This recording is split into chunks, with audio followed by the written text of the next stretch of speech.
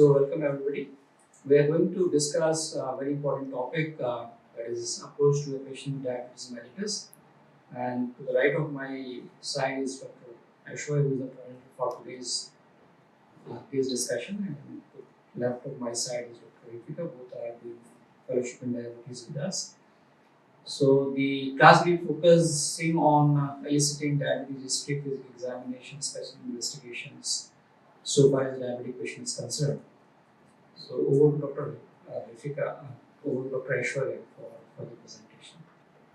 Good afternoon, everybody. Today we'll be talking about approach to patient with diabetes, how to elicit a history, how to do a physical examination, and how to go about special investigations in that.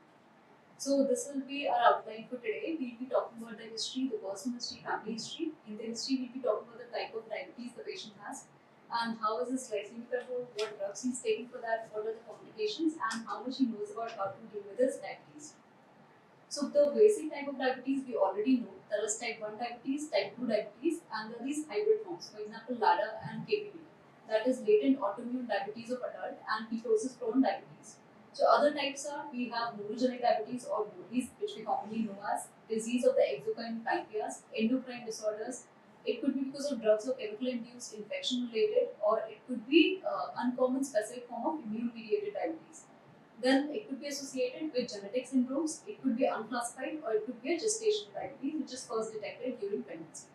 And this is another classification of diabetes which is based on the phenotype of the patient. So if let's say if a patient is very thin, he has a low BMI, he is antibody positive, and HOMA2 is also low. That means HOMA2 tells us the pancreatic, the beta cell function. That is also on the lower side. So that is suggestive of severe autoimmune diabetes. Then there's severe insulin deficient diabetes. So insulin deficient is basically there will be low, the beta cell function will be less, BMI would be low, and they'll have increased risk of retinopathy and neuropathy. Then there's severe insulin resistant diabetes. So in this, the patient's BMI would be more. They'll have signs of insulin resistance, for example, acanthosis, skin tags would be there.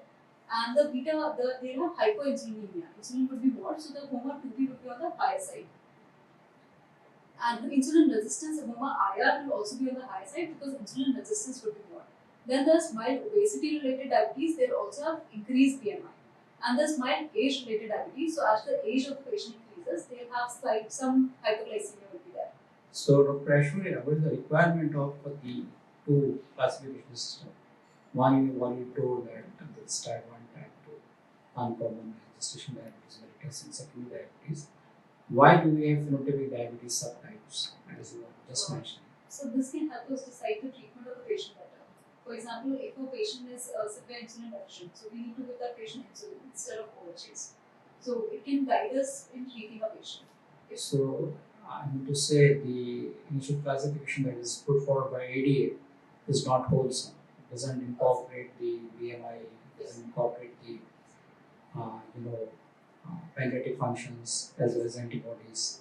So just to incorporate a larger population for the diagnosis and treatment, I think we require a more wholesome phenotypic based classification of diabetes, which can really help us in classifying the patient on their BMI, beta cell function, and also the insulin resistance and of course response to treatment.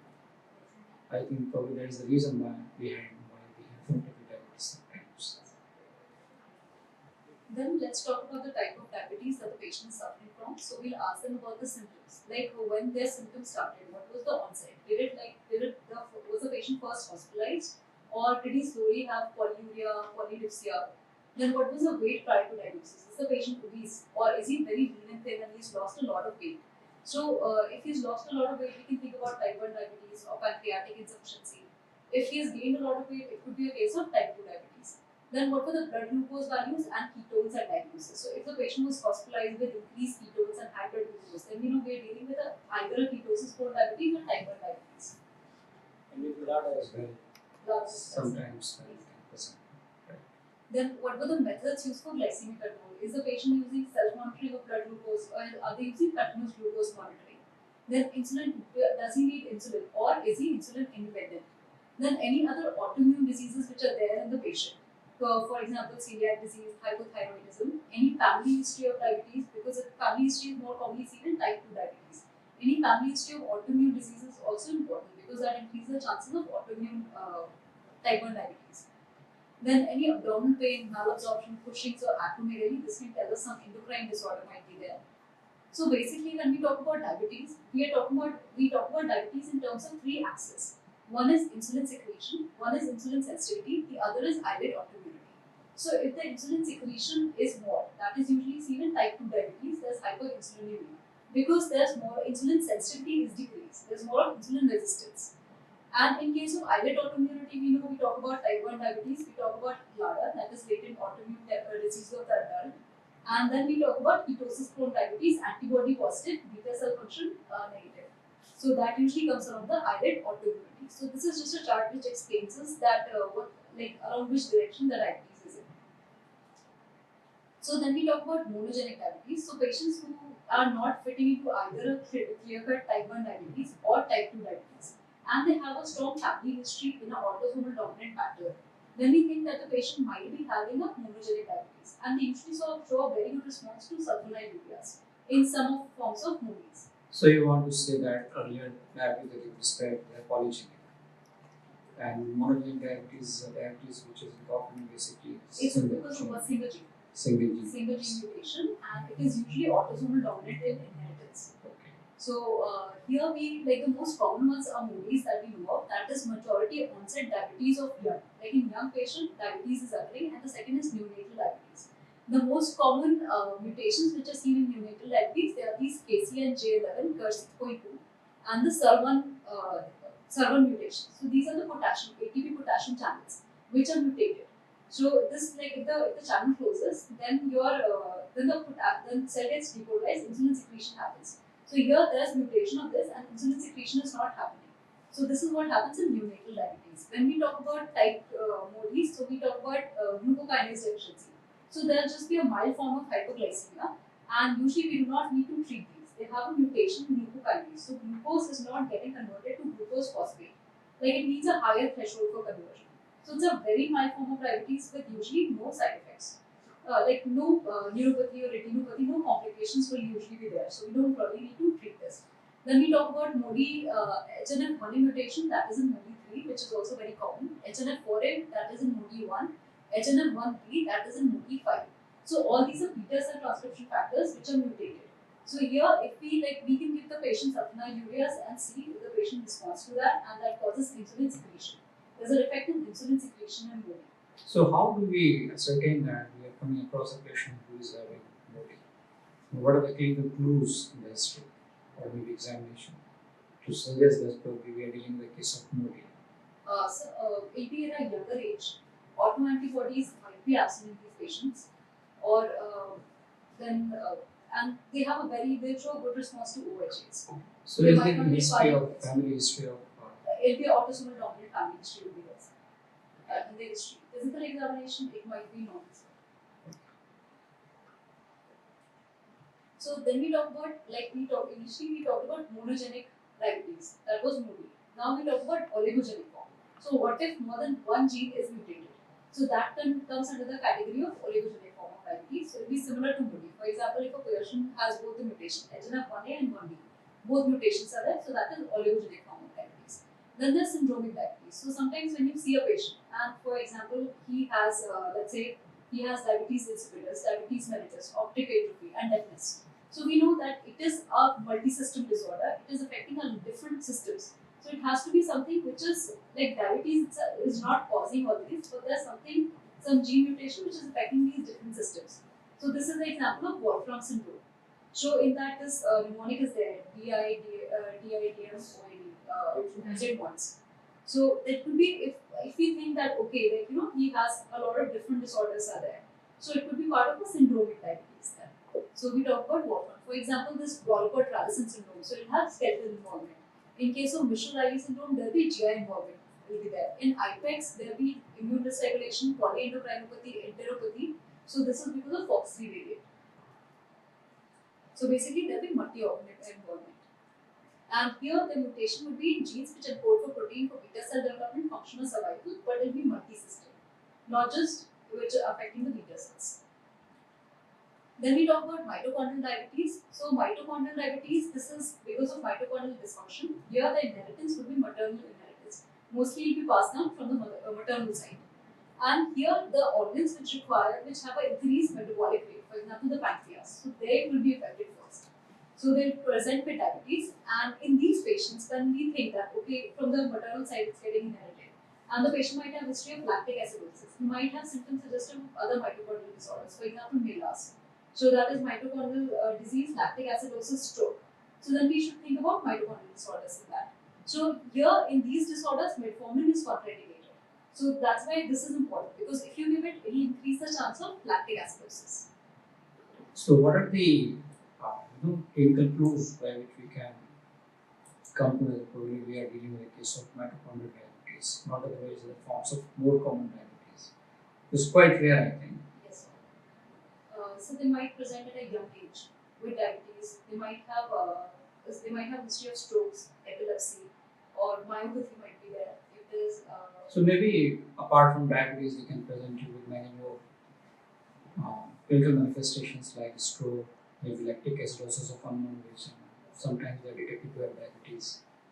So probably these are the patients who do not come for the control of diabetes, rather they are admitted or maybe consulting the physician for one of the other disease apart from diabetes itself.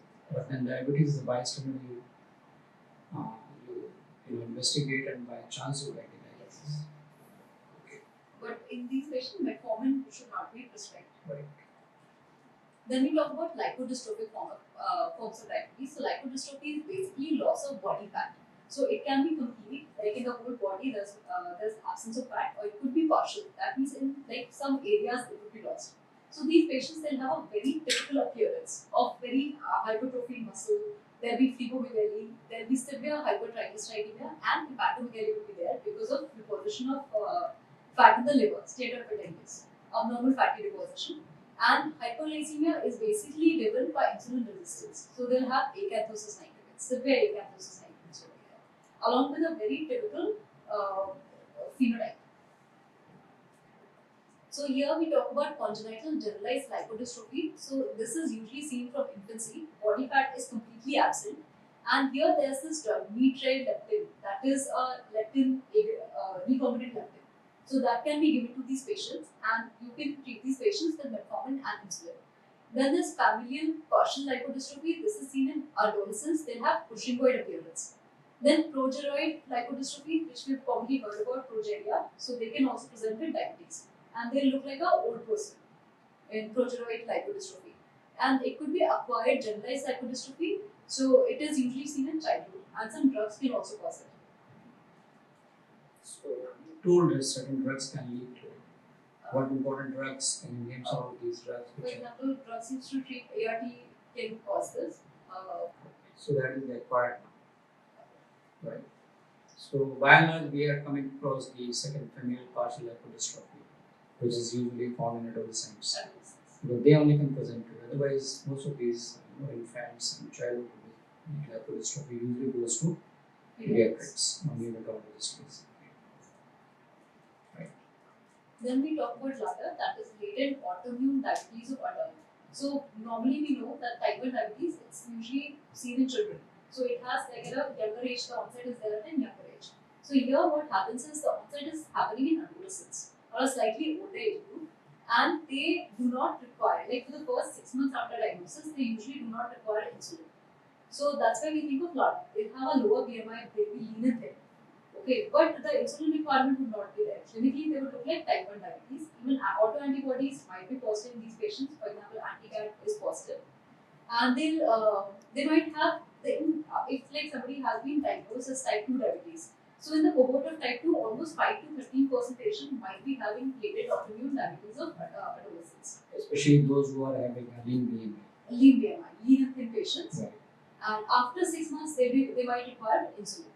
And they'll have a family or personal history of autoimmunity will be there. And they, like compared to type 2 diabetes, metabolic syndrome would be less common because insulin resistance is less in them. They're having autoimmune phenotype only, but it is at a later onset. And cardiovascular outcomes are similar. And see, like compared to type 1 diabetes, C-peptide levels they decrease more slowly in larger patients. So you can say that this is a milder form of type 1 Type diabetes, 1 which is usually presenting in the adults of adults. having in BMI, Yes. and so differentiated from type 2 diabetes mellitus at the very outset. Yes, because they will be requiring insulin later on. Especially you have to consider when you do not find any insulin resistance features. Yes, sir. Yes. And in these GAN antibodies are very common. Other antibodies are not that common. So then we talk about another type, that is ketosis prone diabetes. So here the most typical feature would be the patient will give you a history that he was admitted in the hospital with diabetic ketoacidosis. So that is the most common phenotype. So on the basis of that, then we'll see whether the patient has autoantibodies or there are no autoantibodies. So on the basis of that, we divide whether it's A plus or A negative. Then we'll see whether the beta cell function is there or not. If the beta cell reserve is present, that is beta plus. Beta cell reserve is absent, that is beta negative. So on the basis of that, we have four types. Antibody positive. So we have antibody positive beta cell negative (KPD). So that is similar to a type 1 diabetic, and they will require insulin for treatment. Okay, so these patients they'll be lean and thin, and autoantibodies are there. There's no beta cell reserve, so insulin secretion is absent. Then there's antibody negative, and antibody is also not there. Beta cell function is also not there. So these patients, they could be they are like the HLA alleles which are there. They're not similar to the one which is present in type 1 diabetes. And here more of T cell mediated autoimmunity would be there in these patients. And then they have pathogenic variants in essential beta cell transcription factors would be there. So how to know whether the patient is having beta cell reserve or not? Once the patient is admitted with a DPA, and how to know about antibody status, when we should order these investigations, when a patient is otherwise admitted with a DK.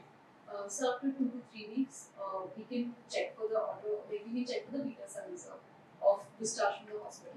So we can either go for a HOMA 2B, we can go for a CPI index also, we can do that. And there is this IPDD, that is you check the C-peptide levels with the HbA1c. So that can tell us the beta cell reserve. So in the initial stage of diabetic ketoacidosis, you might not get beta cell reserve. Yes. So once the acute concern is setting in, then you can order definitely after 10 days or maybe 2 weeks down the line regarding the beta cell function. And similar is the true for the antibodies. And then you fluctuating course of this KPD, so far as the beta cell function and the antibodies are concerned. So I think this is the index presentation of diabetic ketoacidosis followed by 2 weeks assessment, and then we will follow up if it's required. So probably it gives answer as to which patient will require insulin, which patient can be managed on OHA, and which patient can require OHA at the beginning and ultimately will end up into insulin. So mostly somebody is coming with DK, we think of type 1 diabetes and discharge them. So what is the most common KPD variant that we come across?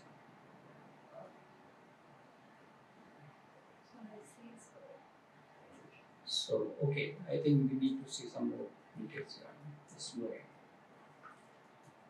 Then there's antibody positive and beta cell function is also there. So these patients, they are usually older and overweight. They look similar to a type 2 diabetic patient with increased BMI.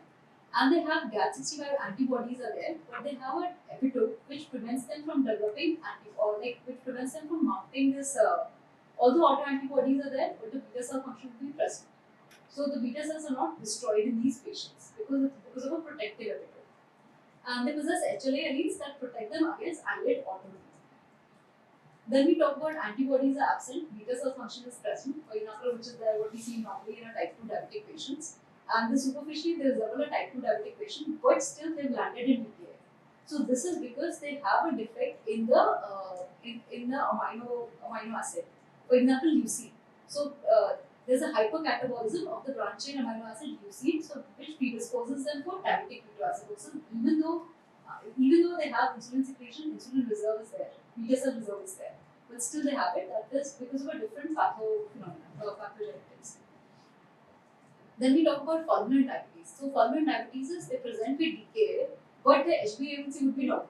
So the onset of diabetes is so rapid that there was no time for the HbA1c to increase. But suddenly, just they presented like the insulin secretion has decreased and autoimmunity is there. So it is permanent diabetes, and they typically they do not even have the autoantibodies for type 1 diabetes, but just the insulin secretion would be absent. But is it not a variant of KPD also?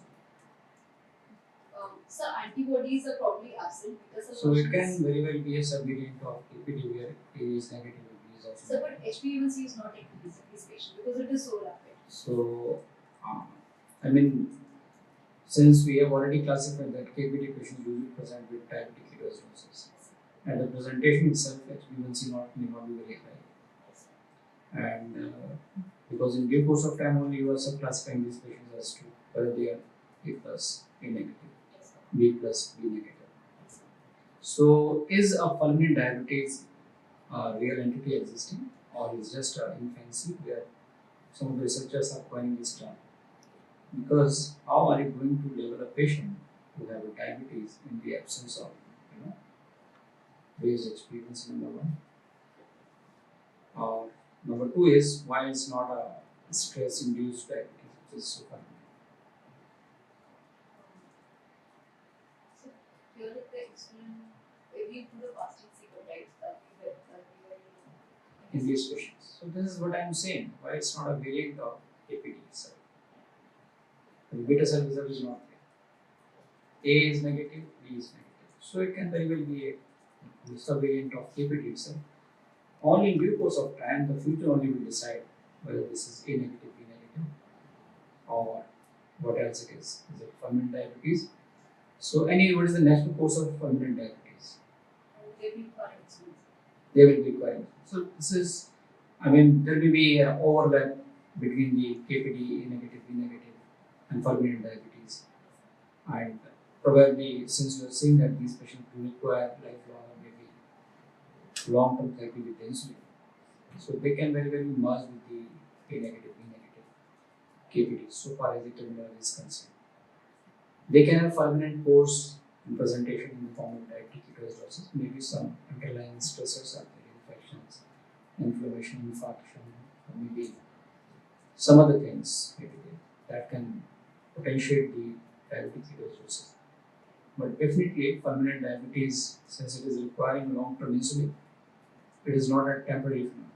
It is a permanent phenomenon. So, beta cell damage is definitely there. So probably this will this will fit somewhere in the KPD certificates.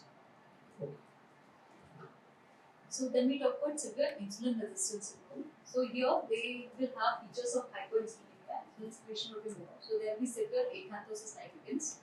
They do not, right here the difference between severe insulin resistance syndromes and lipodystrophy is that fat would not be absent in these patients. Even in lipodystrophy we talked about on physical examination, there will be acanthosis nigricans might be there. But here the fat loss will not be there. So that's the difference. And there will be no hirsutism, PCOS. Then here there is loss of function in the genes encoding the insulin receptor. Complete loss can cause this Dornhouse syndrome, and partial loss can cause Rabson-Mendenhall syndrome. And here in the partial loss, we give insulin sensitizers, for example, metformin and pioglitazone. So type A insulin resistance syndromes are usually mild, and they present with menorrhagia, ovarian cysts, fertility. And type B insulin resistance syndromes, they have polyclonal antibodies against insulin receptors.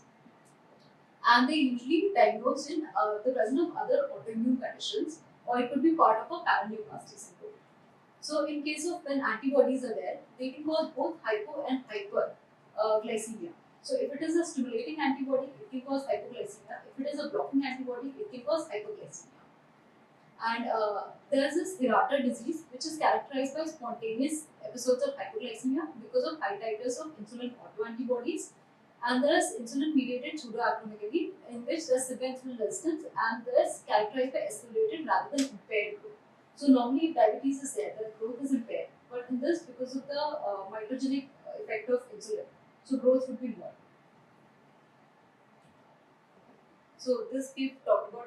So this is just a revision of what we've talked about. We have to talk about the disease cause, the family history, physical examination, and the diagnostic tools which are needed for diagnosing, for approaching a case of diabetes. Like what sort of diabetes it is, what all complications. manifestations are there.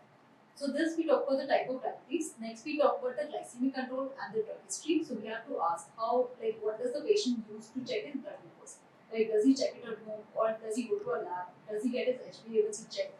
And how often does he monitor it? That is also important. And for hyperglycemia, we have to ask any symptoms of polyuria, polydipsia, and any admissions for any for decade or HHS. For hypoglycemia, we have to ask the duration, what time it happened, what and how much was the hypoglycemia, did it like impair the mental status of the function, was he comatose, and how did it get relieved? Then, if he's aware or not, did he get sweating, did he tremors, did he realize that he's getting hypoglycemia? So then, in the drug history, we have to ask what current medications the patient is taking. In the vaccination history is also very important in these patients. Any side effects he's experienced after taking these medications. For example, after taking metformin, many patients they complain of GI upset.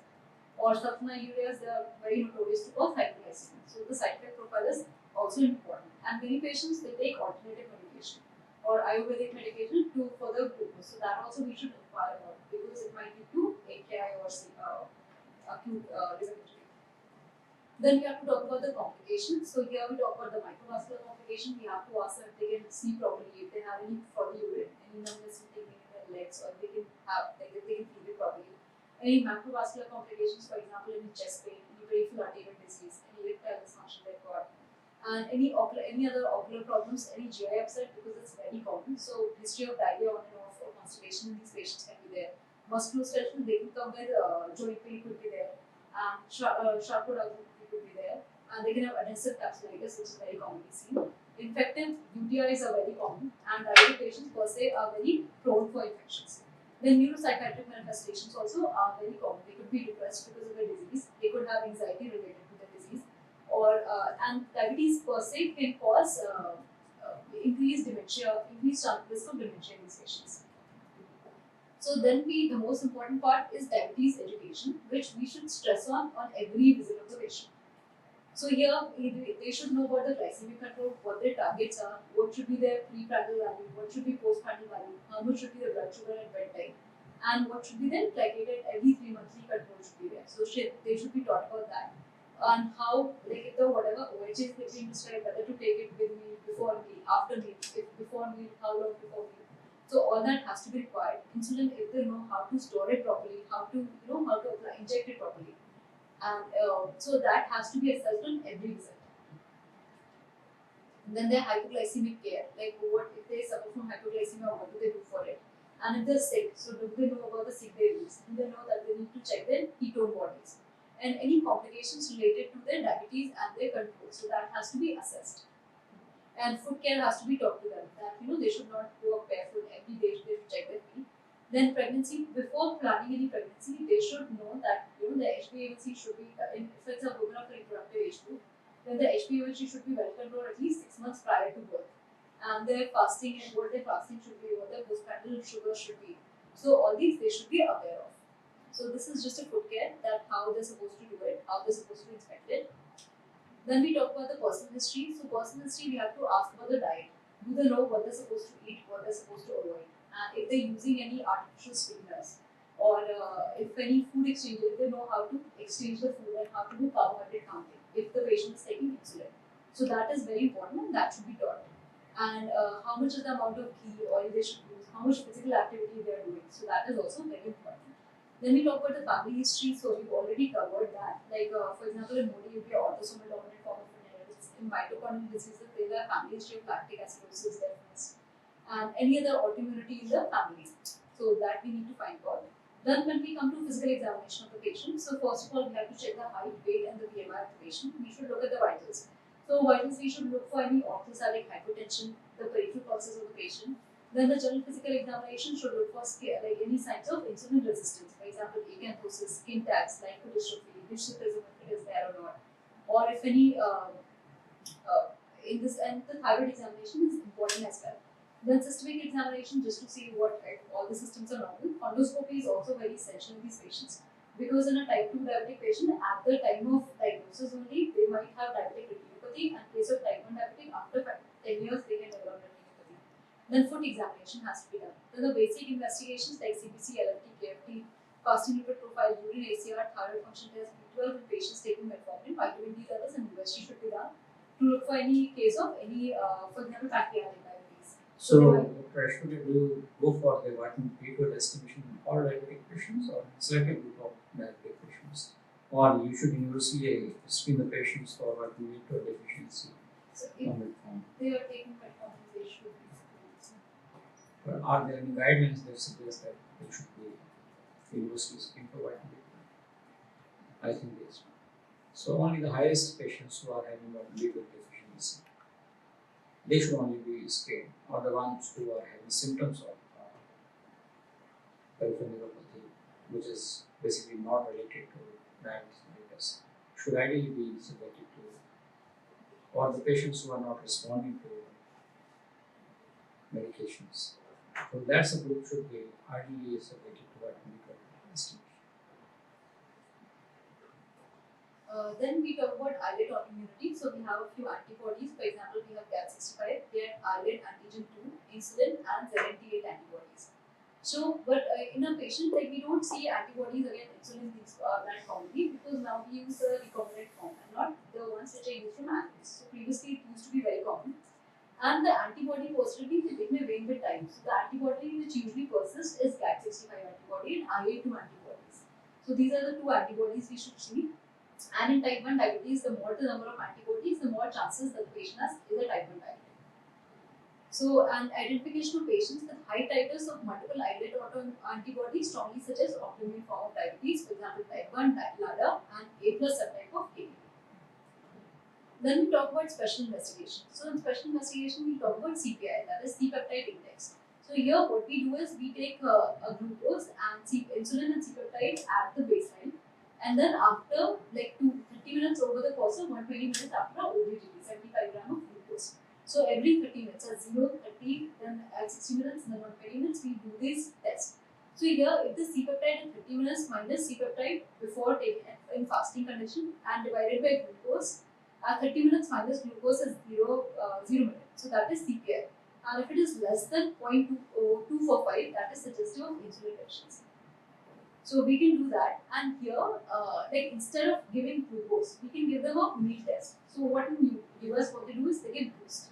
So protein and all, they cause a more of they cause more of insulin secretion compared to glucose alone.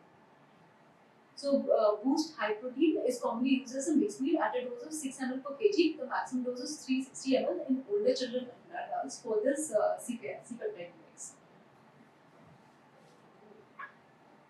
Then this OGTT and MMT can provide, so they provide an indirect evidence whether insulin secretion is present or not. And then there's another, this IDAA1C, that is insulin dose adjusted HbA1c measurement. So if you cannot do this OGTT or MMT, so this insulin dose adjusted HbA1c is done. So this is HbA1c percentage plus 4 into insulin dose, which is required in 24 hours. So if it is less than 9, so it corresponds to a predicted stimulated C-peptide of more than 0.9 nanogram per ml and partial recovery of beta cell. Like we can expect that the beta cell function will recover if we are testing for this in these patients. So are we going for these measurements in all diabetic patients or in a particular subset of diabetic patients? Because this will be too cumbersome for all diabetic patients. Yes, so mostly, like for example, KPD patients, we can go for these. IDS. Yeah, that is basically an in-depth measure of beta cell reserve. Beta cell reserve to find out whether the patient will be requiring OHA or we need to give them insulin. Okay, it's fine. And then when we talk about this monogenic diabetes, MODIs we talk about, so there are these online calculators are present. For example, this is just one image of it. We can put in the values, like what was the age of the diagnosis, what is the sex of the patient, what are they currently taking, whether they're taking insulin or whether they're taking any other OHAs. And time to insulin requirement, like what was the time, what is the BMI, what is the HbA1c, and what is the current age of the patient. So on the basis of these probability calculators, so that they can tell you if the patient might be having MODI. So, and patient for insulin resistant form of diabetes, it may be important to rule out Cushing disease. So we should measure a 24-hour urinary free cortisol or midnight salivary cortisol we can do for this patient, or a low dose dexamethasone suppression test can be done for this patient. And in case if somebody has overgrowth syndrome such as IMPM, then we should rule out excess of growth hormone in these patients. Like if we're suspecting somebody with IMPM, growth hormone should be ruled out. by measuring IGF-1 and growth hormone levels or growth hormone suppression test. So I think we have nicely discussed about the approach to diabetic patient. There are certain unexplored areas in the presentation. It's a discussion, and most important of them is what is the role of fecal elastase, when we should order fecal elastase, how to diagnose pancreatic diabetes, what is the role of active women, which population should it be subjected to. So can you discuss these areas? For example, if somebody has come to us with a history of diarrhea, chronic diarrhea, fat malabsorption is there, they've lost a lot of weight. And they're also giving history that they did have pain abdomen, like a long time, maybe a few years back or a few months back, they're giving history of severe pain abdomen. So we should think about pancreatic diabetes. Any patient who is autoantibody negative, very lean and thin, say very brittle diabetes, like going into frequent hypoglycemias and hyperglycemias. So we should think about pancreatic diabetes in that. And we should go for an X-ray abdomen, USG abdomen, and in these patients, we should go for fecal elastase to see the exocrine function of the pancreas. And we can also use these tests, for example, the C-peptide index, to see if the beta cell reserve is there or not. And in these patients, we can go for yes. And if we are getting findings of chronic pancreatitis, then we can attribute it to type 3C diabetes. So I think to begin with some kinds of diagnosis of diabetes or subclassification is not possible. You only come to know in due course of time. So I think it's very pertinent that every single visit of a diabetic patient whom you are not sure whether you are dealing with a case of type 1 or type 2 diabetes mellitus. The thrust should be to find out which subclassification of diabetes he or she fits into for optimum control of diabetes. So thank you very much for watching.